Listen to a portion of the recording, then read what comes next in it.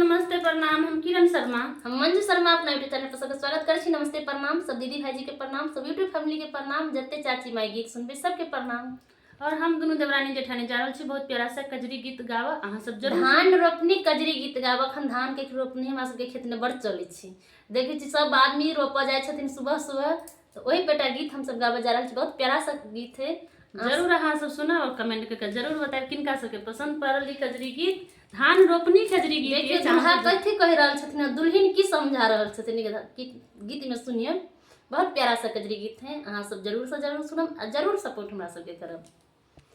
प्यारा से बात धनिया सुना मोर बचनिया, चल कर खेत रोपनिया ना। धनिया सुना मोर बचनिया, चल कर खेत रोपनिया ना। खेत रोपनिया ना धनिया, खेत रोपनिया ना। खेत रोपनिया ना